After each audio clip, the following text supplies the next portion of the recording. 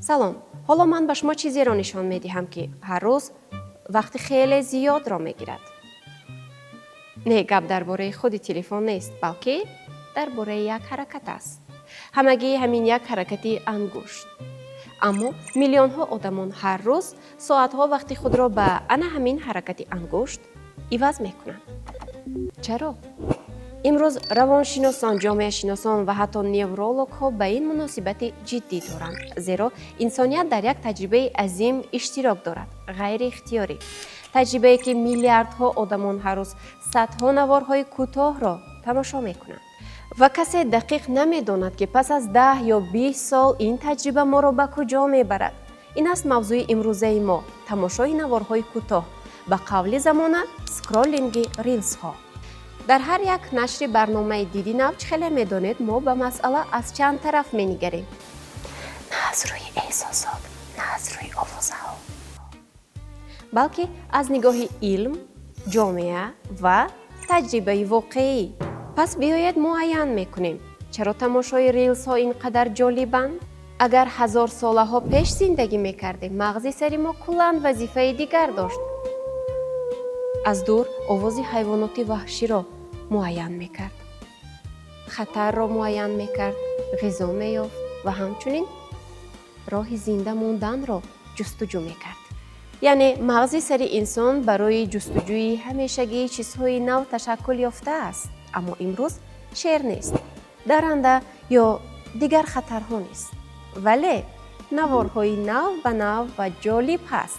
نویگری هست، آواز نو، چهره نو.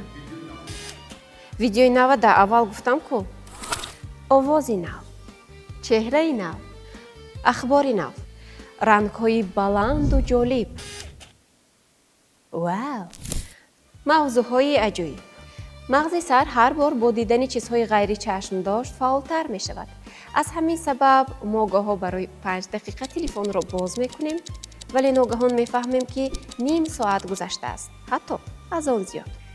عالمان ساحه نورولوژی می گویند که مغز سر انسان محدود است. آن منبع بی آخر نیست. هر باره که ما دقت خود را از یک موضوع به موضوع دیگر می گذرانیم، مغز سر نیرو صرف می کند، مانده می شود. حالا تصور کنید شما دوام 1 دقیقه آشپزی را می بینید، پس از 5 ثانیه فوتبال، بعد مسحک، صدمه، موسیقی و باز چیزهای دیگر. مغز سر انسان دوام چند دقیقه مجبور می شود که یک چند موضوع ها را تماشا کند و اینجا سوال بسیار مهم را پیشنهاد می سازید. آیا وی برای چنین صورت آفریده شده است؟ در زمانی که غلغله اطلاعاتی از حد زیاد شده است، به مانند سکرولینگ ریلز ها، مغز سر مکانیزم خودمحافظتی را فعال می کند. یعنی چرا ما پس از تماشای ریلز ها آن را زود فراموش می کنیم؟ سبب سرباری زیادی کاگنیتیوی. موافق نظریه روانشناس جان سویلر، خاطره کاری ما محدود بوده، نمیتواند در وقت کوتاه حجم عظیم معلوماتی گوناگون را پی هم کار کرد کند. اگر از نگاه علم بینیم، برای حفظ سیستم عصب معده سپر محافظتی را به کار می‌دارد. آن بر جای تماشای غیر فعال می‌گذرد. فونکسیون تحلیل عمیق و خاطره موقتا خاموش می‌شوند. شما نوار را تماشا کردید، دوپامین خارج شد، ولی مغز سر امکان نداد که آن به درون راه یابد و زود تازه شد.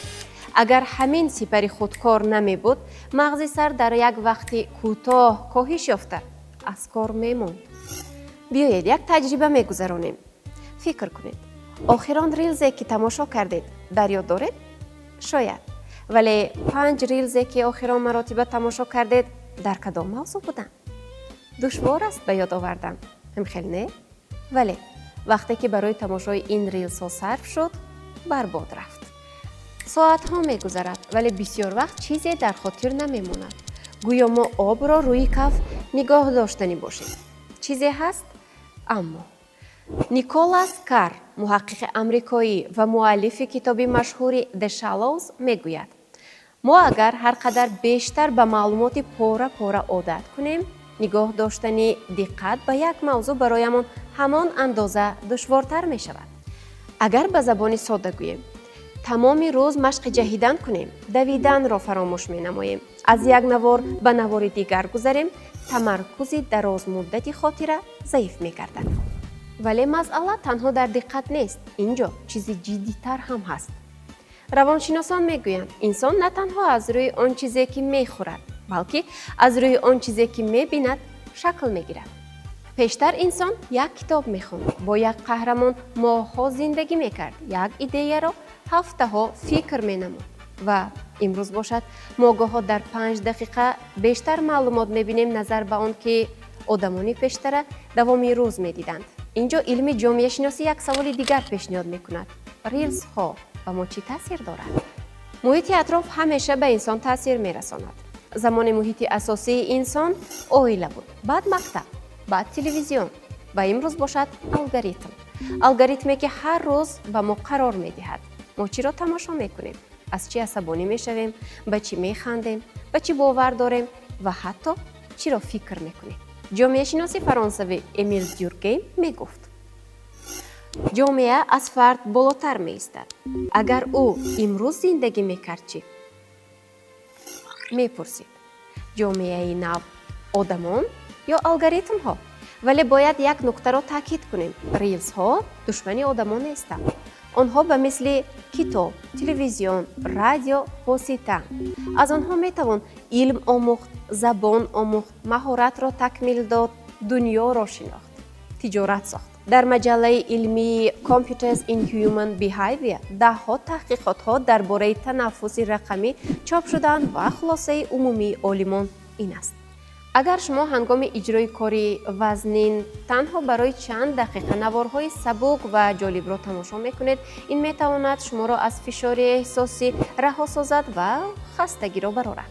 вале боз ҳам мағз ҳамин таҳқиқотҳо огоҳӣ медиҳанд: агар аз 15-20 дақиқа зиёдтар ин гуна наворҳоро тамошо кунем, пас метавонад ҷараёни дофаминӣ моро ба дом андозад. пас мушкилӣ дар худи рилс нест. мушкилӣ вақте оғоз мешавад ки восита аз рӯи соҳибаш ҳукмронӣ мекунад. файласуфони қадим мегуфтанд: озодӣ ин нест ки ҳар чиро хостӣ анҷом диҳӣ. озодӣ ин аст ки худат интихоб кунӣ чиро анҷом медиҳӣ. акнун савол пешниҳод мекунем: вақте ангуштони мо ба боло ҳаракат мекунанд, вақте дақиқа ба соатҳо мубаддал мегардад ва ба худ мегӯем 5 дақиқа мемонам, вале аз 50 дақиқа зиёдтар мешавад. инҷо савол ба миён меояд: оё ин интихоби худи мо буд? инҷо як бетараф ҳаст ки мо метавонем аз он посухи ҳақиқиро гирем. зеҳни сунъӣ чӣ мегуфта бошад? мо пурсидем: оё скроллинги доимии инсонро тағйир медиҳад? посух ҷолиб буд. ҷавоби Ҷемини чунин аст: скроллинги доимӣ тарзи фикрронии инсонро дигар карда, таваҷҷуҳро суст ва хоҳиши пайваста дидани чизи навро ба вуҷуд меорад. он муоширати воқеиро бо виртуалӣ иваз намуда, боиси афзоиши стресс, изтироб ва танбалии фикрӣ мегардад. дар натиҷа инсон қобилияти таҳлили амиқро гум карда, аз воқеият дур мешавад. ChatGPT бошад чунин ҷавоб дод: ҳар амале ки пайваста такрор мешавад, одатҳоро шакл медиҳад. одатҳо бошад тарзи фикрронӣ ва рафтори инсонро тағйир медиҳанд. скроллинги доимӣ метавонад қобилияти тамаркузро коҳиш диҳад, аммо истифодаи бошууронаи технология метавонад дониш ва имкониятҳои инсонро зиёд созад. яъне масъала на дар худи технология, балки дар муносибати мост. ва шояд саволи рӯз чунин бошад: мо телефонро истифода мекунем ё телефон моро? мо алгоритмро интихоб мекунем ё алгоритм моро? ва ҳар вақте ки ангушти мо боз як бори дигар ба боло ҳаракат мекунад, шояд таваққуф кунем ва аз худ бипурсем: ман воқеан чиро меҷӯям? истироҳат, маълумот ё танҳо роҳи гурехтан аз хомӯшӣ?